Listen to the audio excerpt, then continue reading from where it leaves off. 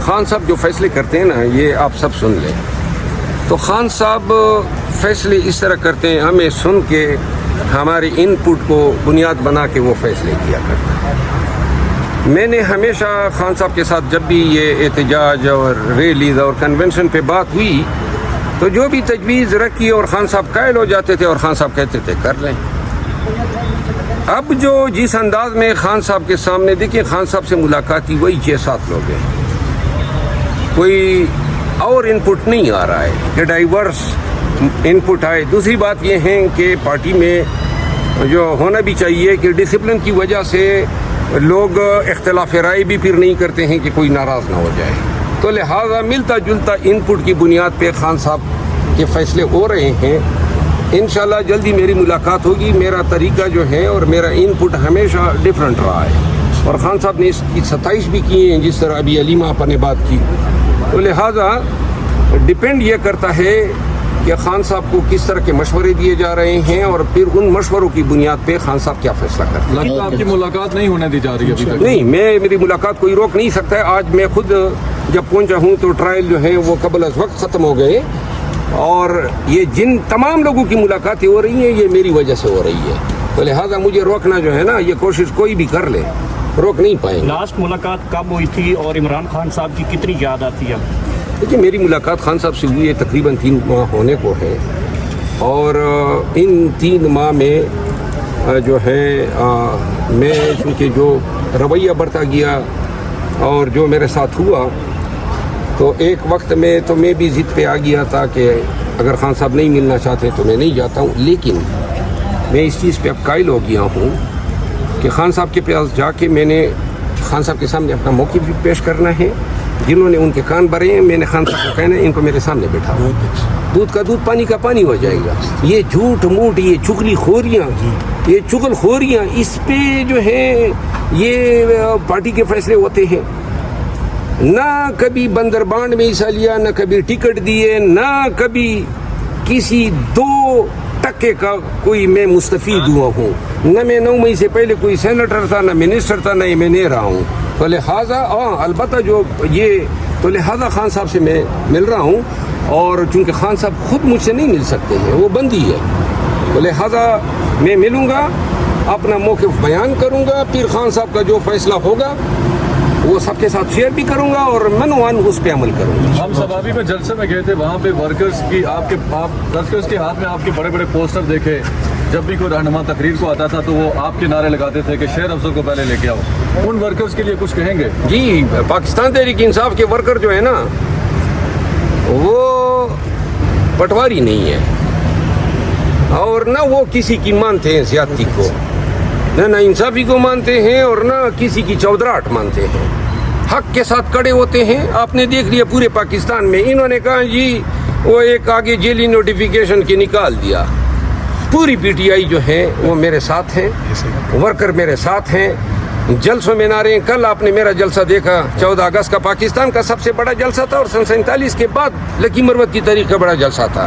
تو لہٰذا اگر میں غلط ہوتا تو ورکر جو ہیں وہ مجھ سے ہٹ جاتے. میں ورکروں کو دونوں ہاتھوں سے سلام کرتا ہوں اور انشاءاللہ ان کو یقین دلاتا ہوں کہ جو ان کا مجھ پہ اعتقاد ہے ان کو کبھی میں ٹیسٹ نہیں پہنچا. اچھا سر یہ بتائیے گا کہ جن لوگوں نے آپ کو پارٹی سے سائڈ لائن کی کوشش کر رہے ہیں اس سے کیا وجہ ہو سکتی ہے؟ جلسی ہو سکتی ہے کہ آپ پبلک پولر ہیں, یہ ہو سکتا ہے کچھ اور وجوہات ہیں؟ یہ ایک ایسا قصور ہے میرا جس پر میں اگر دونوں ہاتھ باندھ کے معافی بھی مانگوں نا تو وہ معافی قبول نہیں ہو سکتی ہے. قصور میرا یہ ہے سب سن لیں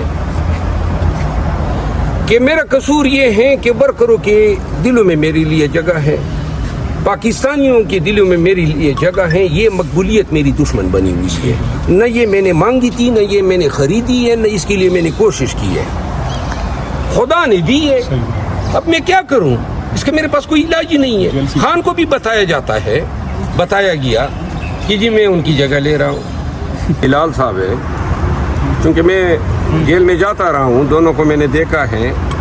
یہ میری ذاتی رائے ہے کہ شاید یہ بہت بزدل لوگ ہیں. ان کی یہ ہمت نہیں ہو سکتی ہے کہ خان کو موبائل دے سکے. یہ میرا اپنا یہ ہے. دوسری بات یہ ہے کہ خان کی اگر رسائی سوشل میڈیا یا موبائل تک ہوتی تو کبھی ہمیں اندازہ ہو جاتا، کیونکہ خان انہی انفارمیشن پہ انحصار کرتا تھا یا کرتا ہے جو ہم لوگ ان کو پہنچاتے ہیں. اس کے پاس اور کوئی ذریعہ نہیں ہے. ایک پی ٹی وی ہوتا ہے، لیکن پی ٹی وی جو ہے وہ تو انفارمیشن نہیں دیتا ہے. آپ کو پتہ ہے کہ وہ تو صرف بچتا رہتا ہے. تو جو یہ ان کی گرفتاری ہے، بیسیکلی الزام یہ ہے کہ وہ اکرم صاحب جو ہیں خان کے کان میں کسر پسر کر رہے تھے. بہت سنگین جرم ہو گیا، کسر پسر. ٹھیک ہے نا، لیکن وہاں عدالت ہوتی ہے. عدالت کے اندر اگر خان صاحب کو کہنا ہے کہ آپ اٹھ جائیں یا آپ چلے جائیں یا فلاں کو بھیج دیں، تو نعرہ تو نہیں ہوتا ہے نا. خان کو کان میں جا کے بتاتے ہیں مہربانی کریں. یہ کسر پسر کا الزام ہے.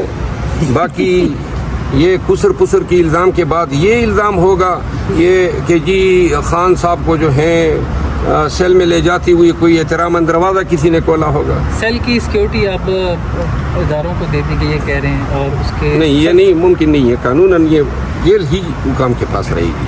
خان صاحب کی رہائی کے کو کیسے دیکھ رہے ہیں پاسبلی؟ کیونکہ توشہ خانہ 2 میں آپ وہ گرفتار ہیں، اس کے بعد تو کوئی بڑا کیس نہیں ہے. توشہ خانہ 3 آئے گا، توشہ خانہ 4 آئے گا، پھر اور آئیں گے. پاکستانیوں، خان اس طرح رہا نہیں ہوگا اور نہ ان عدالتوں سے ہوگا. خان رہا تب ہوگا جب پاکستانی قوم، وہ سیاسی قیدی ہے اور سیاست کے ذریعے ہو رہا ہوگا، جب قوم نکلے گی اور دھرنے دے گی، روڈوں پر ہوگی، تو تب خان. بہت شکریہ سر. PTI نہیں کر رہی. پی ٹی آئی کے ساتھ جو رویہ روا رکھا گیا ہے آپ سب دیکھ رہے ہیں، اور ہم سب ٹی وی چینلوں پہ یا موبائلوں کے یہ اسکرینوں کو دیکھ کے محسوس ہو رہے ہیں. عملاً کیا پاکستانی کر رہے ہیں؟ عملاً کچھ کر رہے ہیں ہم. عملاً تو تبھی ہوگا نا جب ہم اگر پاکستان کے ساتھ محبت رکھتے ہیں، اس ملک کا بہتر مستقبل چاہتے ہیں، اس ملک میں قانون کی حکمرانی چاہتے ہیں، تو تب یہ دیکھیے موت تو ایک دفعہ آنی ہے. کیا 20 دفعہ جو ہے ہم نے مرنا ہے؟ ایک دفعہ جو ہے یہ قوم ہمت اور کمر کس لے کہ جی ہم نے نکل کے کمر کس کے ہم نے نکل کے قوم کے لیے ان کا حق لے کر دینا ہے. خان صاحب جیل میں نظر بند ہے نا، اس کی آنکھیں اور نظریں تو قوم کی طرف لگی ہوئی ہے، اور قوم کیا کر رہی ہے؟ ہم نے یہ 1.25 سال میں سوائے 8 فروری کو ووٹ دینے کے ہم نے کیا کیا ہے؟ تو لہٰذا جہاں تک فیض حمید کی بات ہے، فیض حمید اور فیض حمید جیسے اور بہت سے جنہوں نے پاکستان کے قانون کے ساتھ، پاکستان کے عوام کے حقوق کے ساتھ کھلواڑ کیا ہے، لوگوں کو اغوا کیا ہے، اربوں بنائے ہیں، اپنے آفس کو ابیوز کیا ہے، ان سب کو قانون کے کٹہرے میں کھڑا کیا جانا چاہیے. کوئی وہ کہتے ہیں نا آسمان گرے یا زمین پٹے، انصاف ہونا چاہیے. تو لہٰذا یہ کیوں ہو؟ باجوہ جو ہیں وہ فرانس میں پھر رہا ہے، اس کو بھی لاؤ، اس کو بھی کڑا کر دو. اس نے ملک کے ساتھ کیا کیا ہے؟ یہ آرٹیکل 370 جو ریپیل ہوا کشمیر پہ، یہ تو انہی کے دور میں ہوا. اور پھر انہی کے دور میں جو ہے ریاست کے خلاف، فوج کے خلاف، پاکستان کے خلاف جو گھناؤنی سازشیں ہوئی، ان سب کو تش تش بام ہونا چاہیے. دیکھیں فوج نے بہت ہی ایک اعلیٰ کام کیا ہے کہ اپنے ایک جرنیل کو جا کے قانون کے کٹہرے میں کھڑا کیا ہے. اور اگر اس کے تانے بانے خان سے ملائے جانے کی کوشش کی جاتی ہے تو سن لیں، پہلی بات تو یہ ہے کہ آخری بات آپ کی یہی رہ گئی ہے کہ خان کو اگر بالفرض خان کو آپ نے کورٹ مارشل میں یا ملٹری ٹریبیونل میں لے جانا ہے. جس دن اس فحش غلطی کا ارتکاب کیا جائے گا تو یاد رکھیں کہ پاکستان کے عوام نے آپ کی کسی ایسے ٹریبیونل کو جوتی کی نوک پہ رکھنا ہے. پھر جو ہے وہ نقطۂ انقلاب ہوگا، آغاز انقلاب ہوگا. اور خان کو 2 صورتوں میں فیض کے ساتھ ٹرائی کیا جا سکتا ہے. یا خان نے کوئی بغاوت کی ہو یا خان نے کوئی جاسوسی کی ہو دشمن ملک کے خلاف، دشمن ملک کے لیے فیض کے ساتھ مل کے. یہ قانون یہ کہتا ہے. تو لہذا فیض پہ تو سپریم کورٹ کے آرڈر کے مطابق سوسائٹی کے مالک قبر معیز کو اغوا کیے جانے اور ان سے بدلہ لینے اور اغوا برائے تاوان کا الزام ہے. خواجہ آصف نے یہی کہا ہے کہ فیض امیر 9 مئی کے ماسٹر مائنڈ. جی 9 مئی کے ماسٹر مائنڈ یہ تمام لوگ ہیں جو 9 مئی کو حاکم تھے. 9 مئی کو حاکم جو ہے نہ عمران خان تھا اور نہ میرا خیال ہے کہ فیض حمید تھا. 9 مئی کے ساتھ فیض حمید کا کوئی تعلق نہیں ہے. کوئی شہادت ہے تو لے آئیں, کوئی الزام ہے تو لے آئیں. آج تک 9 مئی کی ہوئی کتنا عرصہ ہو گیا ہے؟ فیض حمید کا نام کبھی سنا ہے کسی نے کہ 9 مئی کے ساتھ اس کا کوئی تعلق ہے؟ اگر کوئی یہ ایکوزیشن ہوتا تو 9 مئی کے اگلے دن اس الزام کو آنا چاہیے تھا کہ جو فیض حمید ہے.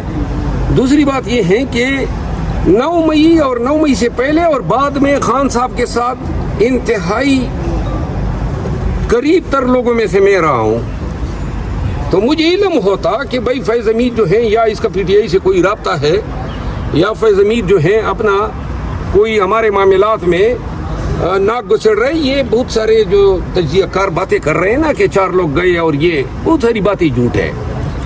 90% جھوٹ بولا جاتا ہے آج کل پاکستان میں. 90% جھوٹ, خان کے حوالے سے, ان الزامات کے حوالے سے, پارٹی کی سیاست کے حوالے سے. اچھا سر, یہ بات کی جا رہی ہے کہ فیض حمید کی گرفتاری کے بعد آرٹیکل 6 کی جانب جو ہے وہ چیزیں بڑھ رہی ہیں اور اس میں عمران خان کا نام بھی جوڑا جا رہا ہے. بڑے بڑے سیاستدان جو ہے ٹی وی ٹاک شوز میں کہہ رہے ہیں کہ بات اب بڑی دور تک جائے گی. تو آپ سمجھتے ہیں کہ آرٹیکل 6 واقعتاً موو کرے گا فیض حمید کو؟ اور آرٹیکل 6 کہتے ہیں بغاوت کو. بغاوت جو ہے وہ اس الزام کے لیے کوئی جواز ہونا چاہیے, کوئی واقعہ ہونا چاہیے, کوئی سازش ہونی چاہیے, کوئی عملی طور پہ ایک منصوبہ بندی ہوتی ہے. ایک منصوبہ بندی کو عملی جامہ پہنانا ہوتا ہے. اگر 9 مئی کو آپ بغاوت کا نام دیتے ہیں تو بغاوت میں تو ٹریبیونل میں آپ نے لوگوں کو پکڑا ہوا ہے. وہاں پہ تو فیض حمید آپ کا ملزم ہی نہیں ہے. وہاں جو چارج شیٹ ہوئی ہے, جو آپ نے ٹرائل کنکلوڈ کی ہے, وہاں پہ تو کبھی آپ نے الزام ہی نہیں لگایا کہ فوج اس بغاوت میں ملوث تھی یا فوج کا کوئی افسر ملوث تھا.